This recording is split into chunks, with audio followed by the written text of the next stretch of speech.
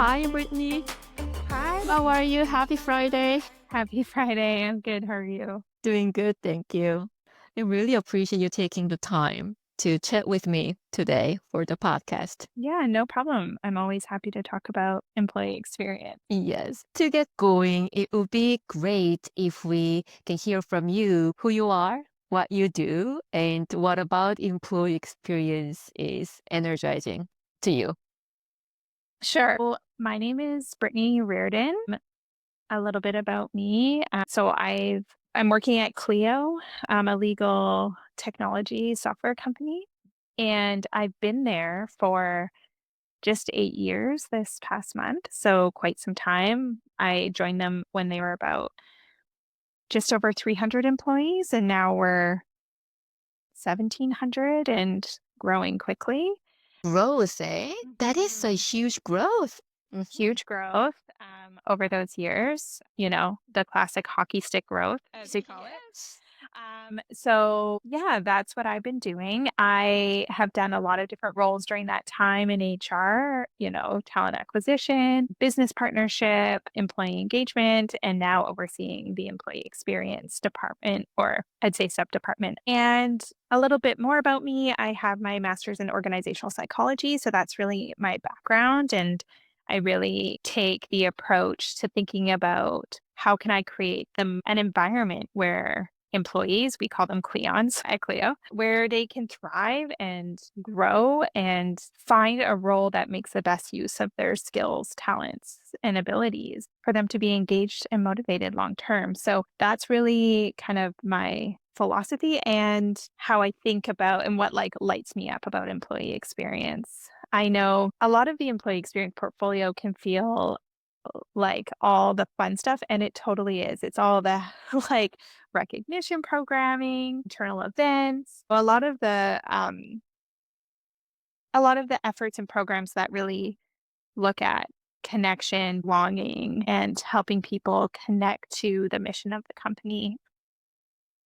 I love that so much.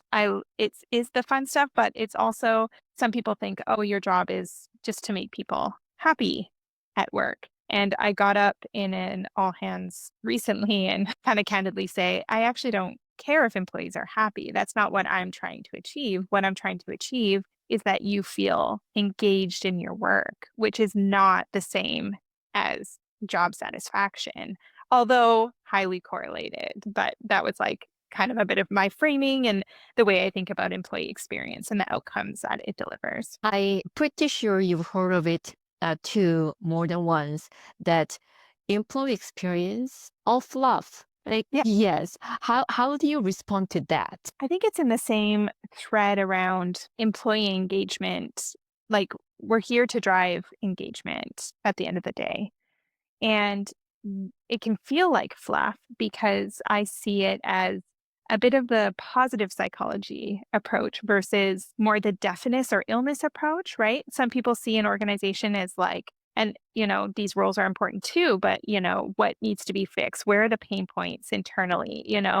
Where's moments of conflict and, turnover and all of those things. I like to view an organization from a health perspective, a positive psychology perspective. So this organization is doing well. And Clio, for my whole time there, has been a high performing company. And my role is how do I make sure that employees are thriving long term to build a sustainable 100-year company with high performance at its core? We say human and high performance, right? Because back to the fluff, you can't have high performance unless humans who are doing the work are in roles that bring out their strengths because humans are high performing in the right environment, every single person. And usually I see pain points or issues emerge when there's something missing in the equation for that team or that individual, either kind of at the organizational level, team or individual within their individual. Like maybe it's just not the right role. It doesn't bring out the right strengths. So they're not able to be that high performing. And then when you say, oh, it's fluff, at the end of the day, high performing employees or highly engaged employees are the employees that are high performing, which leads to business outcomes. And I think some of the programming that my team does becomes even more important as an organization scales and you start to see themes emerge where departments get really siloed, you start to have like subcultures start to emerge, collaboration isn't as easy as it was when you were, a 300-person company.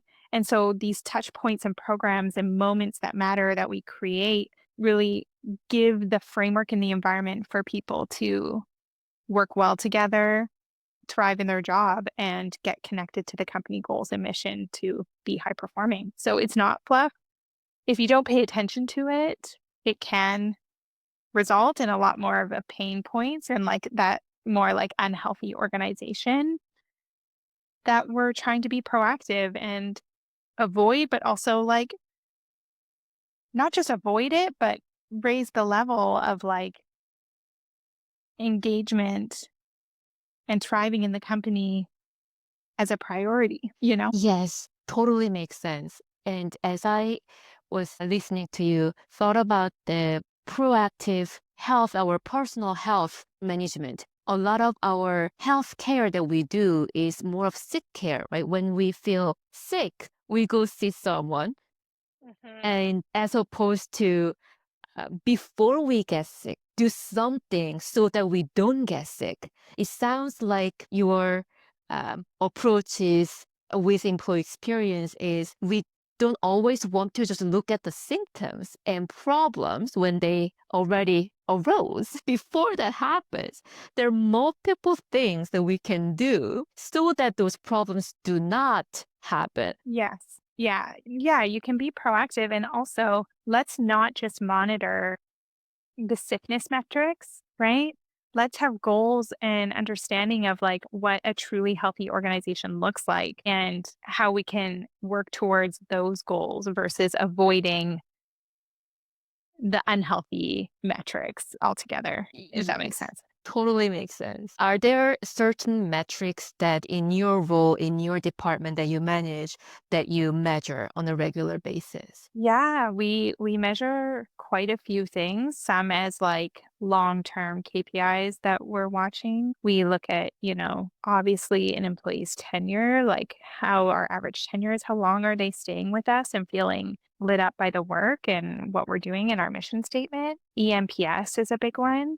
We measure that and pulse on that monthly with our employees because as you know in tech it's such a fast changing environment For sure. and waiting to do a biannual or annual pulse just wasn't allowing us to respond and intervene to like drive towards health in a meaningful way. So that's an important KPI now across the business that we, report on at QBRs with business leaders regularly because it's in our like monthly KPI cadence. It's one of those key metrics. And then we also monitor some more like leading KPIs around teams.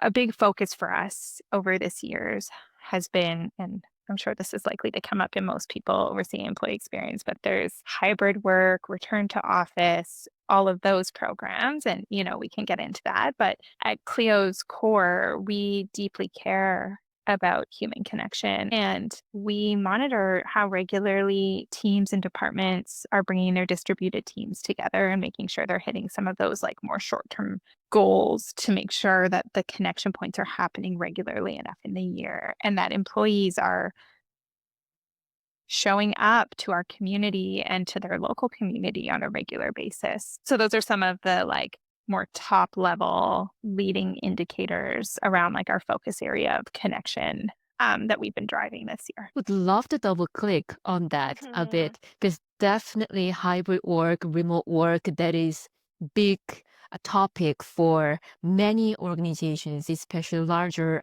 scale organizations. So how do your different departments, I assume it's quite diverse geographically, your company, 1,700 people all over? All over global. Yeah. So, some of the biggest things that we've been navigating is like becoming a more global company and the distribution of our team. Like that has been some of the biggest areas where we've had to put some extra thought and how we approach programs, how we approach communications, all of that.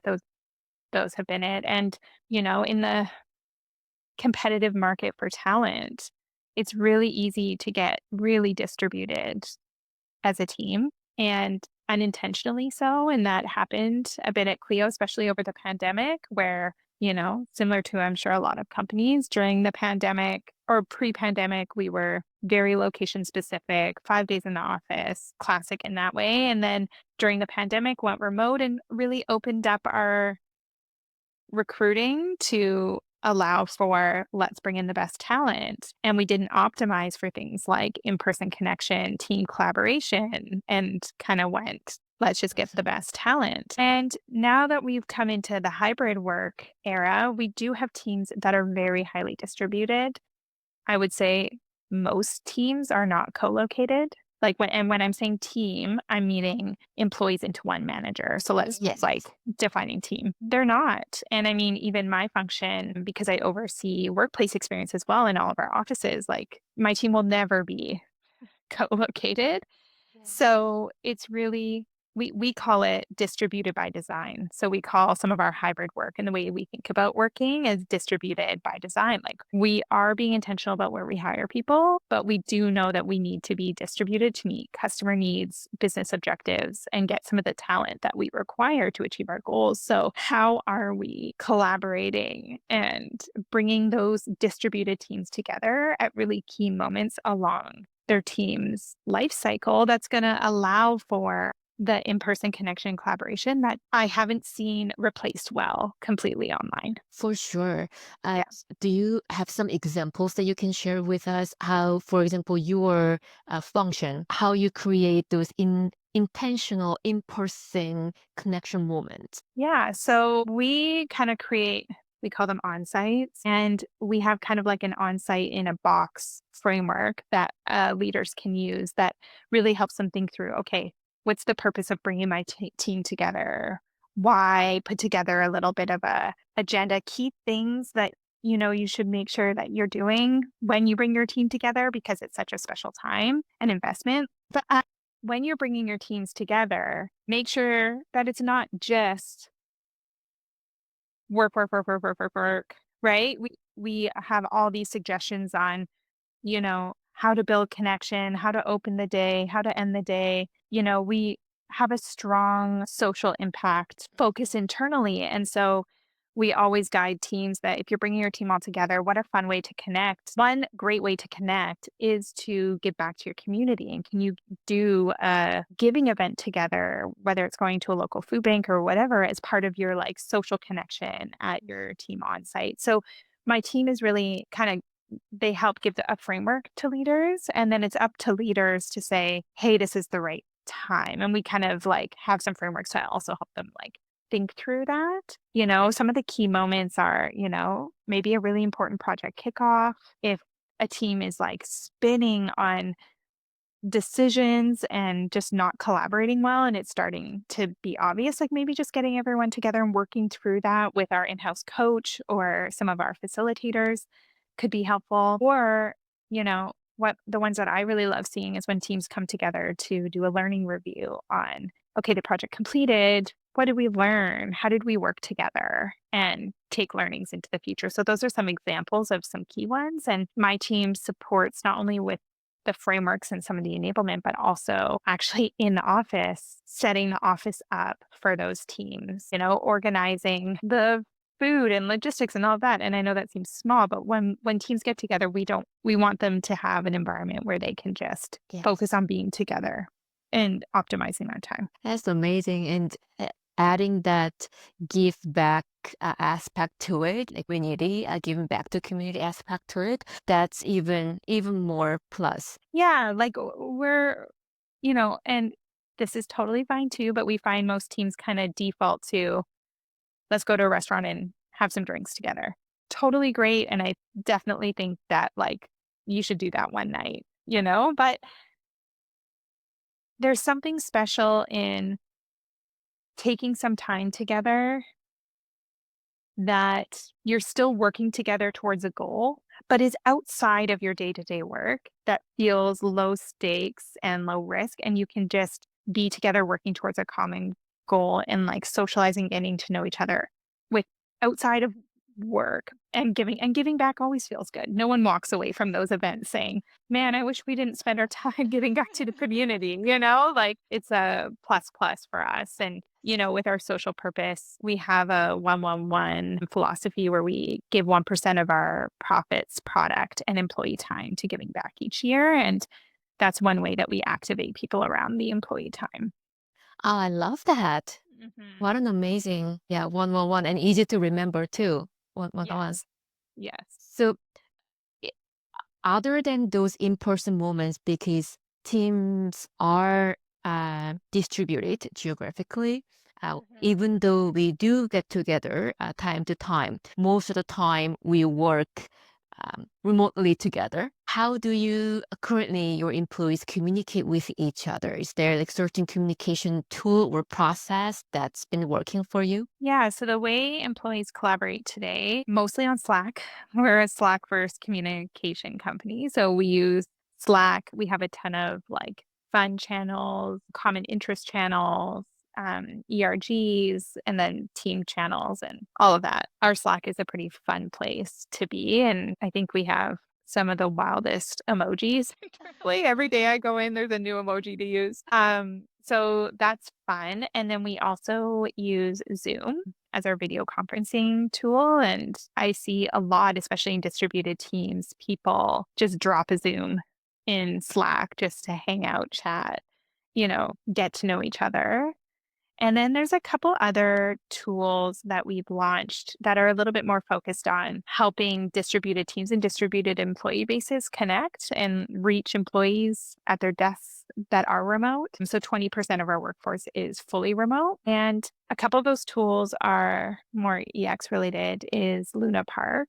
That's like a virtual team connection tool. It's so nice. People jump on there, play games. The experience is really great. And actually, people uptake it quite a lot. We have Trova, which we just launched, which is a bit of a co- it, we're starting to launch it, starting as a bit of a matching you with other employees based on like your profile and share common interests. But actually, we're starting to use it more to help people find mentors within the company for employees to put their skills in and get to know or say, I'm dealing with this. And I had a inbox the other day for someone saying like, hey, Brittany, I'd really love to talk about leadership with you. I'm a new leader. Can we have a Trova chat? Which I love because this person's not in my office location, not on my team, is a development manager, someone I wouldn't have been connected with otherwise.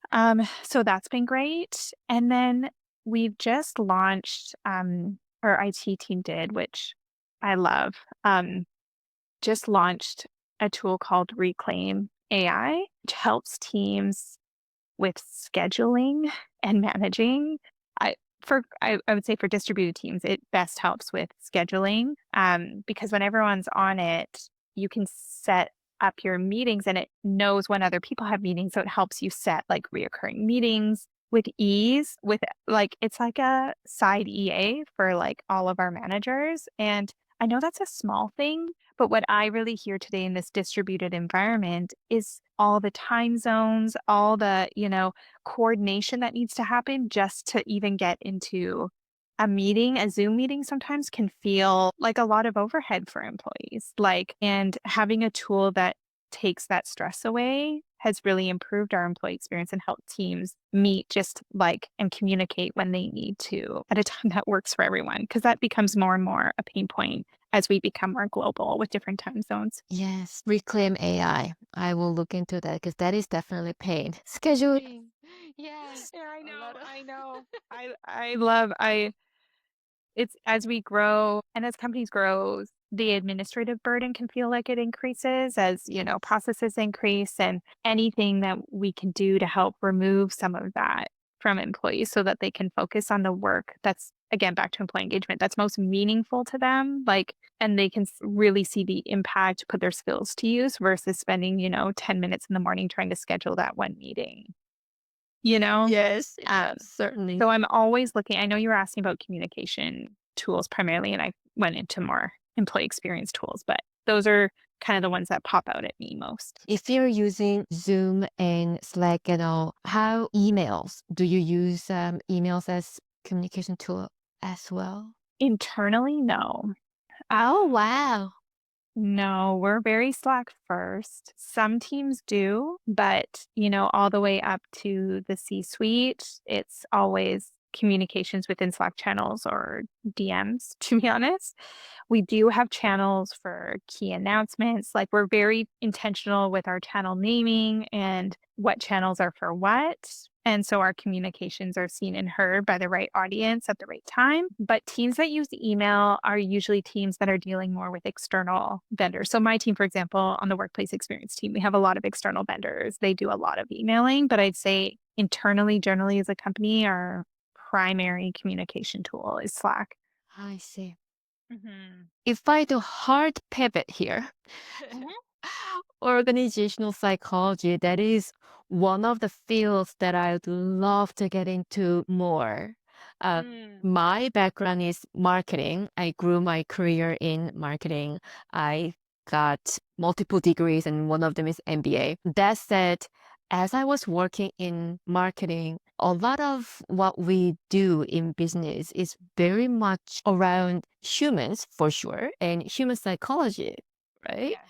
We are wired in certain way. We are very different from each other, but at the same time, we are very similar to each other. Organizational psychology is one thing that I want to study more going forward. And Adam Grant, actually, I'm a huge fan of him. I'm Yeah, sure yeah. you are very familiar with him Yeah. and his work. Yeah, please tell me more how you got into that field and any highlight from your study. Yeah, I think that's a great question, and it's been some years now since I did my master's, but it's funny that you say the overlap because I originally did my undergrad in marketing with a minor in psychology. So I was very focused on consumer behavior, which is Yes. very similar line to this. And so when I got working, I started in marketing and then was like, very drawn to the people practices and leadership development and human growth.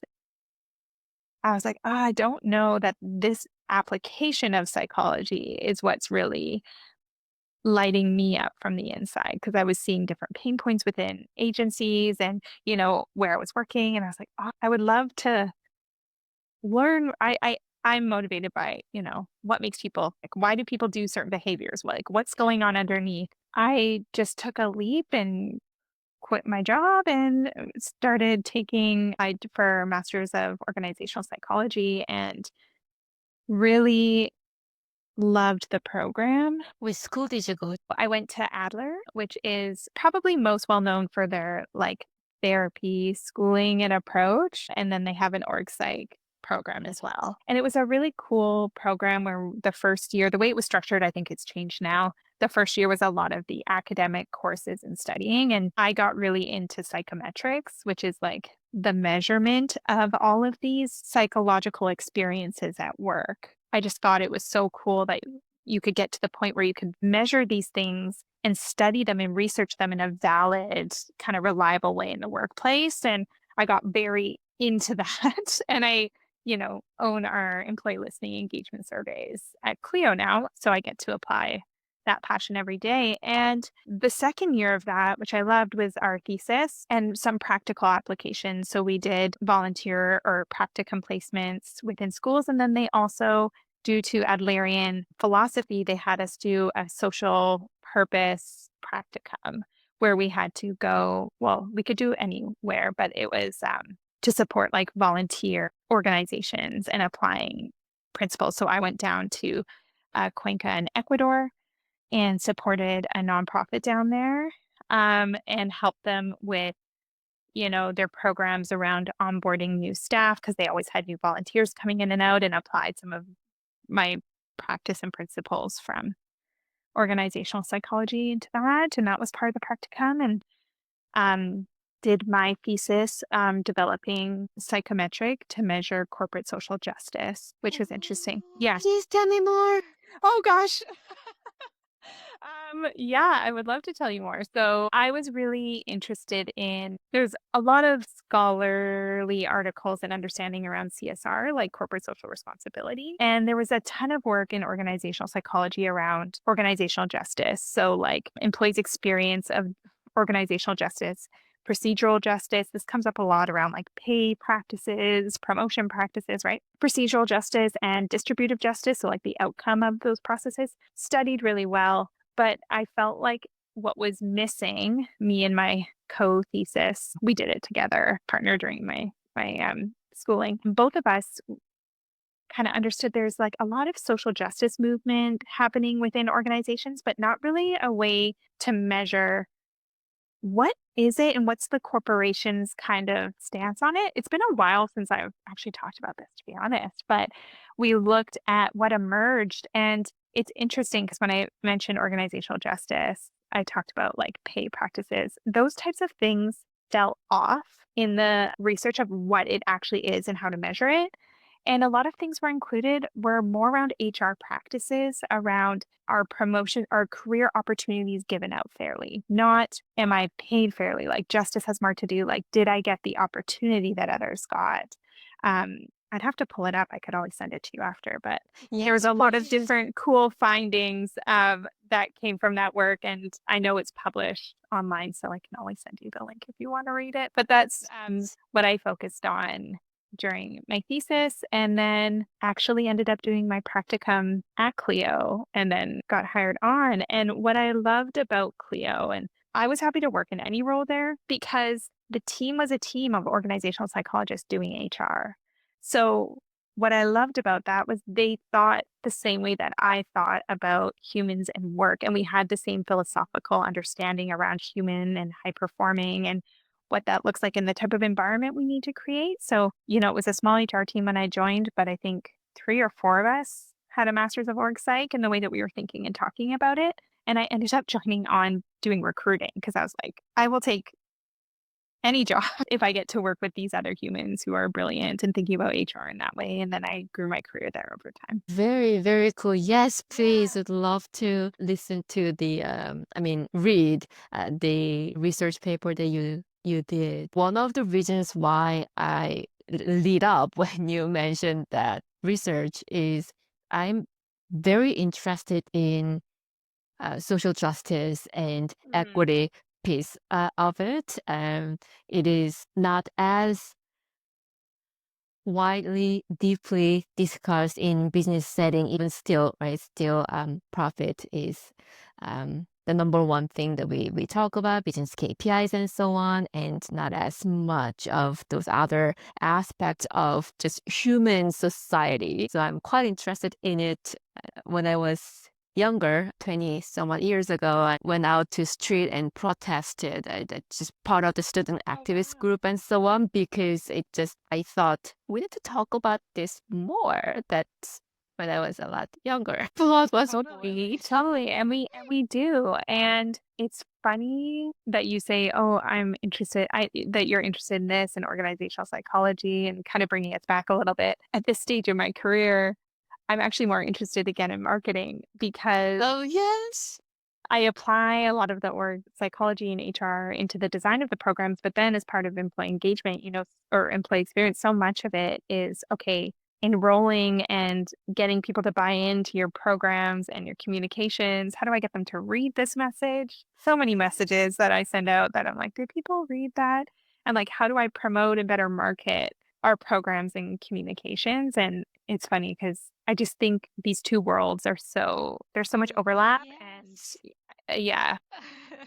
Interesting. Would love to share more whenever timing is right and whenever you'd like to chat about marketing. Happy to share whatever that we do here. Love that.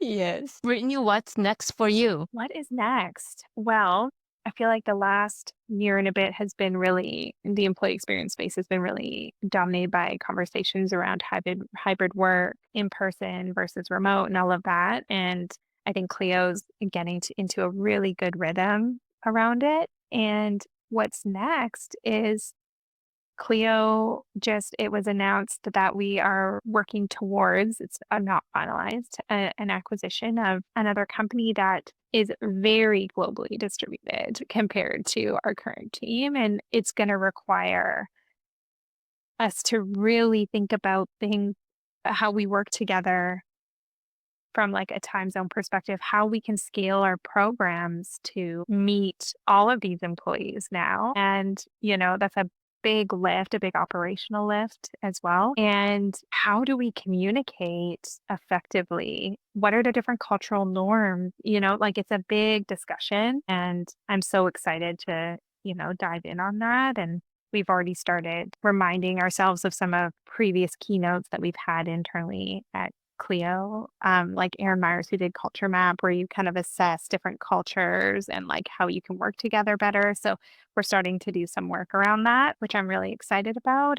But it's a big piece of work with a lot of questions. And I think with programs too, it's like not only how do they scale globally, but how do you make sure you have a strong stance around what's centralized versus decentralized within these areas and make sure that there's equal experience around the location, but not the same experience. Like, how do we localize and customize and allow leaders to really like do what those employees need if it's different from these employees over here? So just really trying to think through and strategize what are the core programs that are centralized and the same no matter what, and then where really meet unique needs of those employees, without breaking the team too much to making bespoke, experiences. It's exciting. It is, yeah, yeah. So it's you know you never have the same day at Clio. There's always a new challenge, a new opportunity, and that's what keeps me engaged and motivated in my role. Brittany, thank you. Thank you once again for the time, the chat. I enjoyed it very much. Talking to you, getting to Thank know you so you. much. Yeah. Yes, and please, I do mean it. Please send over your research paper Would love to. Yeah. to read. It'll be a good exercise for me to even revisit it. It's been so long since I wrote it, and I haven't talked about it in so long that even you asking me, I'm like, I need to go back to that. It's so relevant to today. One more question from me. Mhm. Speaking of reading, do you have any book or book around org psychology that you'd like to recommend? Yes, I do. There's a bunch that I love. Um, I'm trying to think of ones that aren't too like textbook heavy. One second, because I have a lot of like amazing textbooks. I love a little bit too nerdy. Even those, I am such a book nerd. That's how I learn and how I entertain myself. So any books that had a good impact on you, I would appreciate. Okay. So there's like some that I've really loved around how to measure culture. I'm having a hard time saying like which one I would say is my ultimate Favorite? Yeah. favorite. Like I think there's ones that have caught a lot of like a lot of leadership attention, like thinking fast and slow around like cognitive bias and decision making. And that's like really specific to that. Mhm. But then there's like the healthy organization. I remember there was a book on the healthy organization which formed a lot of my thinking. But there is a book called The Healthy Organization by Robert Cook that is good. And an everyone culture Oh, I is a love. good one. Yeah, I love cultural books. And then I'll try to find the shorter one. It's the competing values framework. Sorry, the book is the competing values framework and it's Yeah, that's diagnosing company culture. one of the reasons asking about all these books, we are going to a conference next week called CultureCon. Have you heard of that conference, CultureCon? Well, that's so fun. That seems right up my alley. Exactly. Yes. Next week is in Madison, Wisconsin, and they have another one later this year in Vegas. So it is so top of my mind at the moment. I'm sure I will hear a lot about culture and talk to so many people who, just like you, owning the experience, employee experience, and organizational culture. Hence, I asked. I love that. I love that. What a treat. Thank you. Thank you. This was such a great conversation. Yes. I really enjoyed getting to know you and talking with you. Same here. So I will follow up about these books and for continued conversation. All right. Thank you. Have a great weekend. You too. Talk to Bye. you later. Bye.